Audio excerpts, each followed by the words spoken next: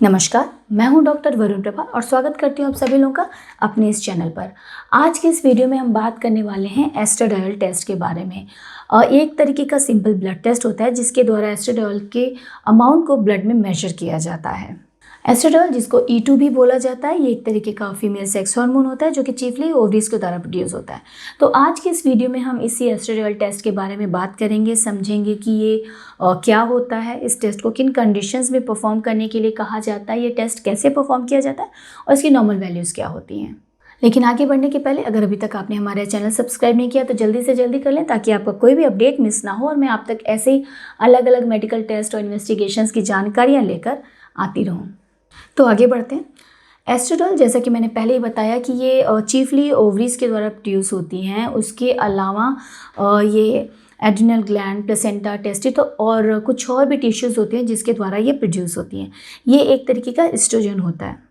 ये जो हार्मोन है ये काफ़ी ज़्यादा इम्पॉर्टेंट हार्मोन होता है। ये फीमेल सेक्स ऑर्गन्स के डेवलपमेंट के लिए, ग्रोथ के लिए बहुत ज़्यादा इम्पॉर्टेंट होता है। साथ ही साथ फीमेल बॉडी में जो फैट का डिस्ट्रीब्यूशन होता है थ्रू आउट द बॉडी, उसके लिए बहुत ज़्यादा इम्पॉर्टेंट होता है। उसके अलावा जो फीमेल्स होती हैं उनके जो बोन्स हैं, जो जॉइंट्स हैं, उनकी हेल्थ के लिए भी बहुत ज़्यादा इम्पॉर्टेंट होता है।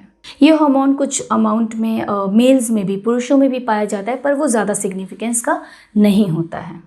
तो अब समझते हैं कि इस टेस्ट को किन किन बेसिक कंडीशंस में करवाया जाता है। अगर किसी फीमेल को एबनॉर्मल मेंस्ट्रुएशन की ब्लीडिंग हो रही है, उस कंडीशन में ये टेस्ट करवाया जाता है। साथ ही साथ अगर किसी फीमेल में प्रिकॉशियस प्यूबर्टी, मतलब समय से काफ़ी पहले प्यूबर्टी आ जा रहा है, फिर डिलेड प्यूबर्टी, मतलब नॉर्मल समय से ज़्यादा समय लग रहा है आने में, उस कंडीशन में भी इसको करवाया जाता है। उसके अलावा इनफर्टिलिटी के जो कारण हैं उनको रूल आउट करने के लिए और भी हार्मोन्स के कॉम्बिनेशन में इस टेस्ट को करवाया जाता है।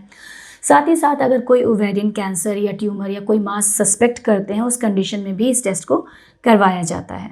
कई बार मेनोपॉज के जो लक्षण आते हैं उसके दौरान भी और पोस्ट मेनोपॉजल कंडीशन में भी इस टेस्ट को करवाया जाता है। तो अभी जो मैंने कंडीशंस बताए उसके साथ में कुछ बेसिक लक्षण होते हैं जो कई बार देखे जाते हैं, जैसे कि हॉट फ्लैशेस होते हैं, नाइट स्वेट्स होते हैं, इंसोम्निया मतलब नींद नहीं आती है।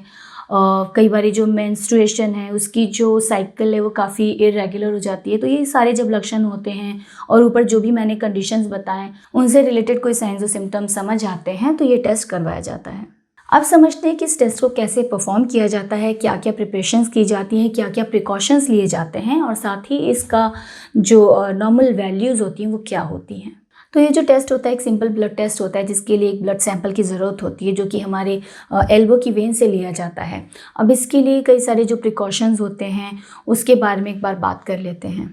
जो इसका रिज़ल्ट है, एक्चुअली कई सारे ऐसे दवाइयाँ हैं जो कि इसके रिज़ल्ट को अल्टर कर सकती हैं, हैम्पर कर सकती हैं, जैसे कि बर्थ कंट्रोल पिल्स हैं, ग्लूकोकॉर्टिकॉइड्स हैं, उसके अलावा कई तरह के एंटीबायोटिक्स हैं जैसे कि एम्पिसिलिन है, साथ ही साथ एस्ट्रोजन थेरेपी है। तो ये सारी चीज़ें, जो ये सारी दवाइयाँ हैं, थेरेपीज़ हैं, ये इसके लेवल को अल्टर कर सकते हैं। तो जब आप ये टेस्ट करवाने जाते हैं तो आप किसी भी तरीके की कोई भी मेडिसिन का इस्तेमाल कर रहे हैं या फिर सप्लीमेंट का इस्तेमाल कर रहे हैं, साथ ही साथ अगर आप डाइट पे हैं या फिर एक्सरसाइज बहुत ज़्यादा करें, तो ये सारी जो इन्फॉर्मेशन है अपने डॉक्टर को ज़रूर दें।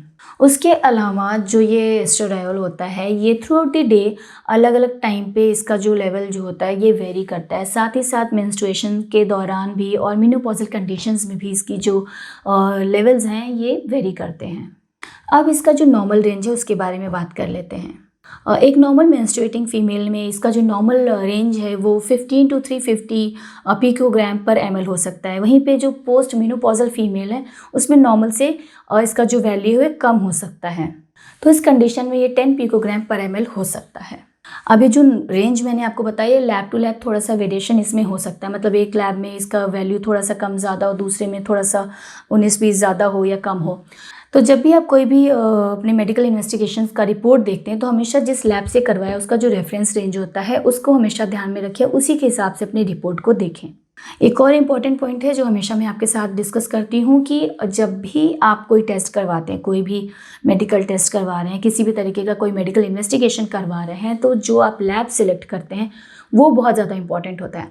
हमेशा एक लैब जो होता है वो रजिस्टर्ड होना चाहिए, रिलायबल होना चाहिए, ट्रस्टवर्दी होना चाहिए, क्योंकि वहाँ से जो रिपोर्ट आएगी वो आपकी डायग्नोसिस में और ट्रीटमेंट प्लानिंग में बहुत ज़्यादा इंपॉर्टेंस रखती है।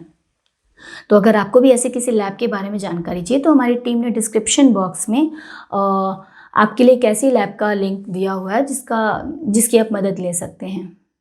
तो अब जान लेते हैं कि किन किन कंडीशंस में ये जो इसकी एस्ट्राडियोल की वैल्यूज़ हैं ये नॉर्मल से ज़्यादा आ सकती हैं। अगर कहीं पे प्रिकॉशियस प्यूबर्टी है, मतलब कि अर्ली प्यूबर्टी है, टाइम से पहले प्यूबर्टी हो जा रही है, वहाँ पे अगर ओवेरियन या टेस्टिस का कोई ट्यूमर है, कैंसर है, उस कंडीशन में इसकी वैल्यू नॉर्मल से ज़्यादा हो सकती है। साथ ही साथ कई बार हाइपरपैराथायरॉयडिज्म में भी हो सकती है और गायनेकोमैस्टिया की कंडीशन में भी इसकी वैल्यू नॉर्मल से ज़्यादा हो सकती है। कुछ एक कंडीशन में सिरोसिस के दौरान भी इसकी वैल्यू बढ़ी हुई मिलती है। अब जानते हैं कि किन कंडीशंस में इसकी वैल्यू नॉर्मल से कम आ सकती है।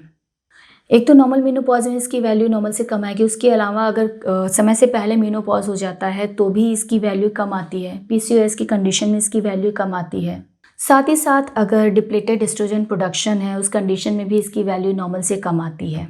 उसके अलावा हाइपोपिट्यूटरिज्म और हाइपोगोनाडिज्म के टाइम पे भी इसका जो लेवल है नॉर्मल से कम आता है। उसके अलावा बहुत सारे फैक्टर्स हैं जो इसके लेवल को हैम्पर करते हैं, जो कि इसके लिए एक रिस्क फैक्टर की तरह भी हम जिसको कंसीडर कर सकते हैं। जैसे कि अगर ईटिंग डिसऑर्डर है, एक्सेसिव डाइटिंग है, एक्सेसिव एक्सरसाइज है, साथ ही साथ ओवेरियन सिस्ट, तो ये वो सारी कंडीशंस हैं जिसमें कि इस हार्मोन की जो वैल्यू है वो हैम्पर्ड आ सकता है। तो जब भी इस हार्मोन को टेस्ट करते हैं तो मोस्ट ऑफ द टाइम बाकी सारे हार्मोन्स के जो फीमेल सेक्स हार्मोन्स हैं उनके कॉम्बिनेशन के साथ करते हैं। जैसे कि एफएसएच भी उसमें टेस्ट किया जाएगा। तो एज़ पर रिक्वायरमेंट अलग अलग जो हार्मोन्स हैं उनको भी इसके टेस्ट के साथ में किया जाता है। तो आज हमने डिस्कस किया एस्ट्राडियोल टेस्ट के बारे में और उससे रिलेटेड जो जानकारी है उसके बारे में भी मैंने शॉर्ट में डिस्कस किया। उम्मीद करती हूँ कि जो आपकी अंडरस्टैंडिंग है इस टेस्ट के टूवर्ड्स या फिर इस हार्मोन के टूवर्ड्स वो काफ़ी बड़ी होगी। उसके अलावा भी अगर आप किसी और भी तरह का कुछ जानना चाहते हैं, किसी तरीके का कोई सुझाव देना चाहते हैं तो कमेंट बॉक्स में जाके हमें ज़रूर बताएं। धन्यवाद।